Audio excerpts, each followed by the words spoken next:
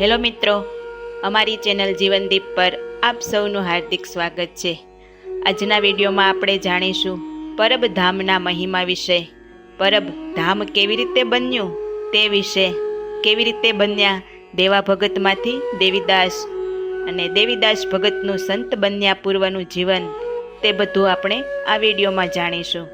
તો મિત્રો, વિડીયાને સ્કીપ કર્યા વગર વિડીયો પૂરો જોઈ કોમેન્ટમાં સત દેવીદાસ, અમર દેવીદાસ જરૂર લખજો અને આવી ધાર્મિક વાતો જાણવા મારી ચેનલને સબસ્ક્રાઈબ કરજો અને આ વિડીયોને તમારા મિત્રોમાં, પરિવારમાં શેર કરજો।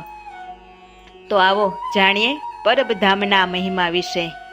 ભવસાગર ભૂલનારનો ભોમિયો, રબારી કુળ દીપાવનાર, ભૂખ્યાને ભાથું દેનારા, જેને પગલે પગલે પુણ્યની ગંગા વહી, તેવા સત દેવીદાસ બાપુને કોટી કોટી વંદન। સત ધર્મને પામવા કરવા અર્ધતમ નાશ, ઘર પરબ પર પ્રગટ્યા નકળંગ દેવીદાસ। રક્તપિત્યાની સેવા કરતા દેવીદાસ બાપુની જગ્યા આજે આસ્થા નગરી પરબધામ તરીકે સેવાની સુવાસ વિશ્વભરમાં ફેલાયેલી રહી છે। સૌરાષ્ટ્રની ભૂમિ એવી પવિત્ર છે કે જ્યાં અનેક સંતો, ભક્તો, શૂરવીરો થયા। ભગવાન ભોળાનાથ, નવનાથ, 84 સિદ્ધો, 164 જોગણીઓ, 52 વીરોની જ્યાં તપોભૂમિ છે, જેની ભૂમિ ઉપર હિમાલય પુત્ર ગરવો ગઢ ગિરનાર સાક્ષાત છે। એવા ગિરનાર પર્વતની પડખે ઈશાન પૂર્વ દિશામાં 36 કિમી અને જેતપુરથી 27 કિમી દૂર આવેલું રમણીય પરબધામ। રામાયણ કાળના સમયમાં સરભંગ આશ્રમ નામે એક પ્રચલિત સ્થાન હતું। અહીં સંત સરભંગ ઋષિનો ધૂણો આવેલો છે। સરભંગ ઋષિનું પ્રાગટ્ય દિવ્ય તેજમાંથી થયું હતું। શિવજીએ પ્રસન્ન થઈ આદેશ આપ્યો કે હે સરભંગ, આપ અહીં અલખ ધૂણો ચેતન કરો। કહેવાય છે કે સરભંગને તેના કહેવાતી પત્નીના શ્રાપથી રક્તપિત્તનો રોગ થયો હતો। રામાયણમાં ઉલ્લેખ મુજબ ભગવાન શ્રી રામ, સીતાજી, લક્ષ્મણજી વનવાસ દરમિયાન આ જગ્યામાં દર્શન કરવા આવ્યા હતા। એમ કહેવાય છે કે સરભંગ ઋષિએ 78 રામાવતાર જોયેલા હતા। ત્યારબાદ દ્વાપર યુગમાં અયોધ્યાના રાજા રતિદેવ આ જગ્યાએ 49 ઉપવાસ કરીને બ્રહ્મા, વિષ્ણુ અને મહેશ અને વરુણ આ ચારેય દેવોને પ્રસન્ન કર્યા હતા। એમણે નરકના જીવોનો ઉદ્ધાર કર્યો હતો અને આ ભૂમિ ક્ષેત્રનું નામ પરબ રાખ્યું હતું।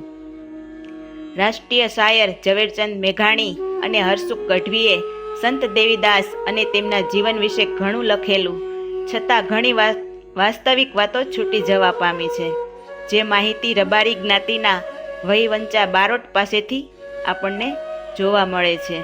તે મુજબ સંત દેવીદાસ બાપુના પૂર્વજો ઉત્તર ગુજરાતમાં આવેલા પીપળી ગામના વતની હતા। સંવત 1600ની આસપાસ ભયંકર દુષ્કાળ પડતા તે સમયે પરમાર શાખાના દુદાભાઈએ સોરઠમાં આવીને વસવાટ કર્યો।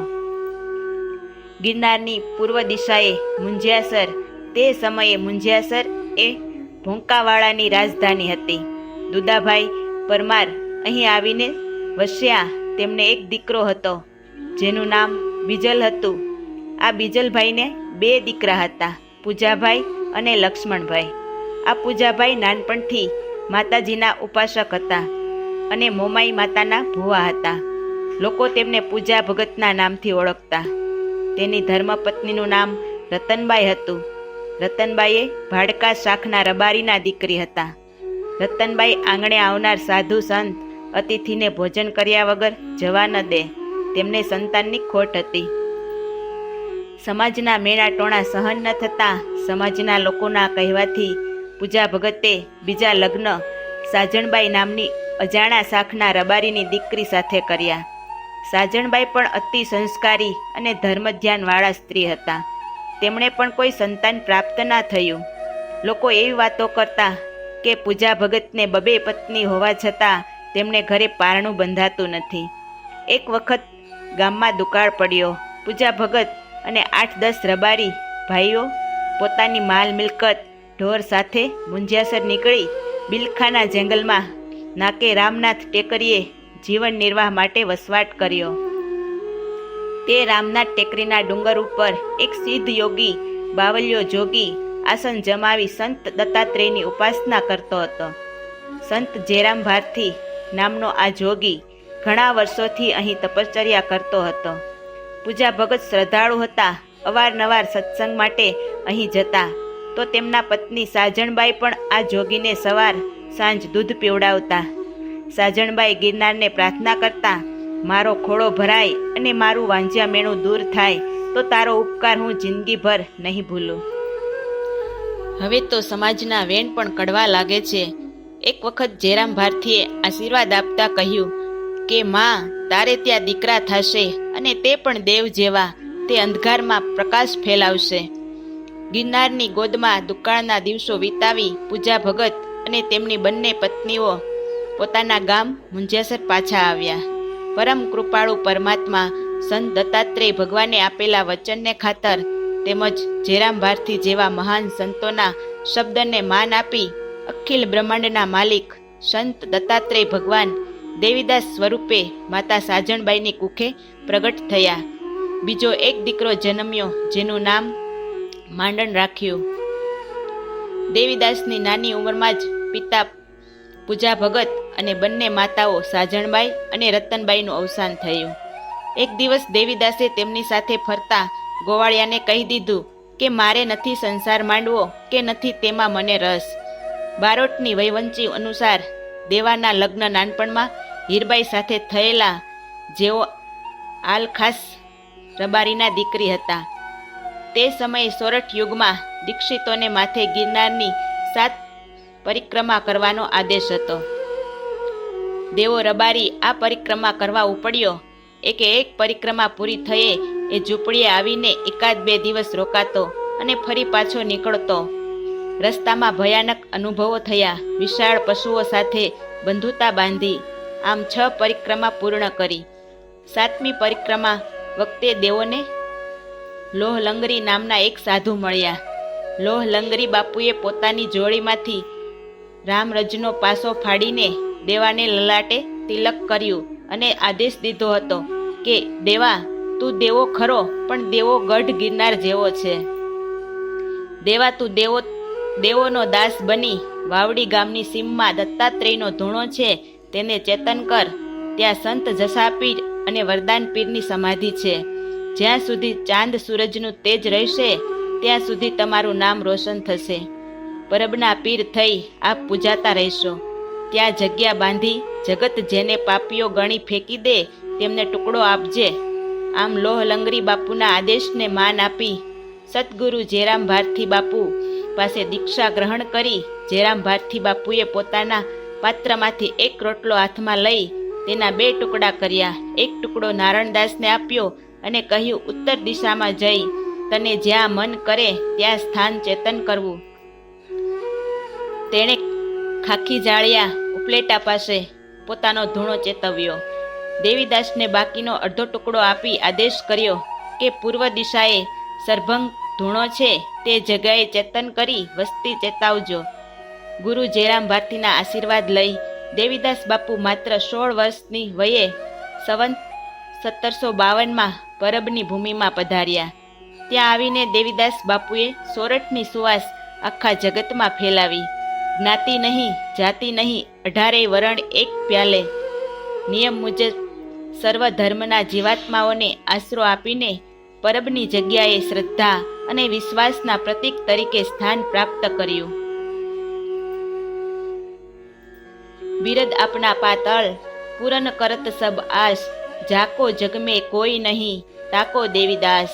તે સમયે રક્તપિત્તના રોગીને સમૃદ્ધની ખોળે પધરાવી વગડાની વાટે અને જંગલની ઝાડીમાં તરછોડી દેવામાં આવતા.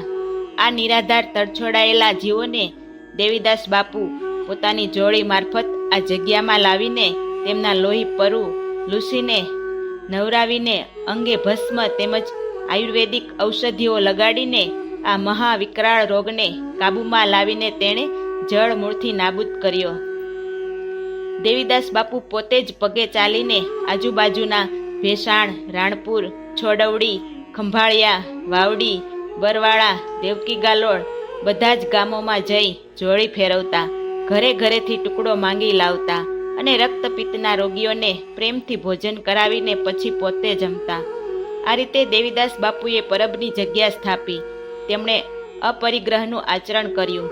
જીવનમાં કદી ક્યારેય સંગ્રહ, સંચય કે ગામ ગરાસ ન કરાવવું. વ્રત દેવીદાસ સિવાય બીજા કોઈ લીધું હોય એવું જાણવા નથી મળતું, કારણ કે સૌરાષ્ટ્રની સુપ્રસિદ્ધ લોકવાણીમાં આ પ્રકારનું બિરુદ એકમાત્ર દેવીદાસને જ અપાય છે. કોઈને ખેતર વાળ્યું, કોઈને ગામ ગરાસ, આકાશી રોજી ઉતરે પરબે નકલંગ દેવીદાસ. સૌરાષ્ટ્રના પરબ ખાતે આજે પણ માનવ મેદની સંત દેવીદાસ અમરબાઈના દર્શન કરવા ઉમટી પડે છે. અષાઢી બીજના દિવસે સંત દેવીદાસ બાપુએ અહીં સમાધિ લીધી, તેથી દર અષાઢ બીજે અહીં મેળો ભરાય છે. મેળામાં આવેલી મેદની જોઈને કોઈને પણ આ સંતની પાવન ભૂમિમાં પ્રતાપનો ખ્યાલ આવી જાય. જેમ ગોંડલ અને દૂધ ચેરની જગ્યા છે, જગ્યામાં દાંતણની ચીરમાંથી પ્રગટેલ વટવૃક્ષો સંતોની પ્રસાદી રૂપે ઊભા છે, તેમ અહીં પરબધામમાં મક્કા મદીનાથી લાવેલા આંબલીના દાંતણની પ્રસાદી આજે પણ ઘેઘુરી આંબલીનું વૃક્ષ રૂપે ઊભું છે. સત દેવીદાસ શબ્દથી દીન, ભૂખ્યા, તરસ્યા, રક્તપિત્યા, કોઢિયા, તરછોડાયેલા અને નિરાધાર સૌ લોકો માટે અહીં પરબ બંધાયેલું છે. આ પરબના બંધનાર સંત હતા સંત દેવીદાસ. સંત દેવીદાસજીએ શ્રી રામ ભારતી પાસેથી ઉપદેશ લીધો હતો. શ્રી લોહંગ સ્વામીજી એ તેમને આદેશ આપ્યો કે વાવડી ગામની સીમમાં જા, દત્તાત્રેયનો ધૂણો છે અને સંત જસા વરદાનની સમાધિ છે, ત્યાં જઈ જગ્યા બાંધ અને જગત જેને પપિયા ગણી ફેંકી દે છે તેને રોટલો ખવડાવ અને તેમની સેવા કર. આમ શ્રી દેવીદાસજીએ ધર્મની ઇમારત ઊભી કરી. આમાં શ્રી અમરબાઈના તથા સાદુળ ભગતનો સાથ મળ્યો. મા ગંગાબાઈ જેવા સંત પણ અહીં મહંત સાથે આવ્યા અને અનેક ભક્તોએ અહીં દીક્ષા સ્વીકારી. આ પરંપરા અને પરિવારના સંતો પરબિયાની શાખાથી ઓળખાય છે. દેવીદાસ પરબધામ ખાતે રક્તપિત્યા દર્દીઓની સેવા કરી ભૂખ્યા લોકોને ભોજન આપતા હતા. દેવીદાસ આજુબાજુના ગામમાંથી ભોજન લાવવા માટે કાવડ ચાલુ કરી ભૂખ્યાઓને ખવડાવતા હતા. રક્તપિત્યા દર્દીને લીમડાના પાણીથી નવરાવી સેવા કરી નવું જીવન આપતા હતા. દેવીદાસના સેવા યજ્ઞની વાત દૂર દૂર ગામો સુધી પહોંચી ગઈ હતી. એવામાં અમરમાં એ પણ તેમની સાથે સેવા યજ્ઞમાં જોડાયા હતા. શ્રી દેવીદાસ તેમને શિષ્ય બન્યા. અમરમાં જોડી ફેરવી દેવીદાસની મદદ કરતા હતા. સમય જતાં દેવીદાસ બાપુએ સમાધિ લીધી. ત્યાર પછી સમય જતાં અમરમાએ પણ સમાધિ લીધી હતી. પરબધામમાં મુખ્ય 9 સમાધિ આવેલી છે, જેમાં શ્રી દેવીદાસ, અમરમાતા, જસાપીર, વરદાનપીર, સાદુલપીર, કરમણપીર, અમરીમાં, દાનેવપીર, સાઈ સેલાણી બાપુ આ સર્વની સમાધિ છે. ત્યાર પછી ઘણા ગાદીપતિ આ જગ્યા પર થઈ ગયા. છેલ્લે સેવાદાસ બાપુ સ્વધામ ગયા પછી તેમના શિષ્ય કરસનદાસ બાપુ પરબધામના હાલના મહંત છે. પરબધામના નવા મંદિરનું ખાતમુહૂર્ત કરસનદાસ બાપુના ગુરુ સેવાદાસ બાપુએ 1982માં કર્યું હતું અને આ મંદિરનું નિર્માણ 1999ની અંદર પૂરું થયું. આ મંદિર ભવ્ય અને વિશાળ બનાવ્યું છે. દર વર્ષે અષાઢી બીજનો અહીં ભવ્ય મેળો ભરાય છે. મહા મહિનાની બીજ, દશેરા અને મહંત સેવાદાસ બાપુની પુણ્યતિથિ નિમિત્તે 4 એપ્રિલના અહીં ઉત્સવ જેવો માહોલ હોય છે, જેમાં હજારોની સંખ્યામાં શ્રદ્ધાળુઓ આવે છે. સવારના 5 વાગ્યાથી સાંજના 7:30 વાગ્યા સુધી અહીં રહેવા અને જમવાની દરેક શ્રદ્ધાળુઓ માટે ફ્રીમાં વ્યવસ્થા છે. તો મિત્રો, આપણે આ વિડીયોમાં પરબધામના મહિમા વિશે જાણ્યું. જો આપને આ વિડીયો ગમ્યો હોય તો લાઈક, શેર અને સબસ્ક્રાઈબ કરજો અને કોમેન્ટમાં સત દેવીદાસ, અમર દેવીદાસ, જય અલખ ધણી જરૂર લખજો. સત દેવીદાસ, અમર દેવીદાસ.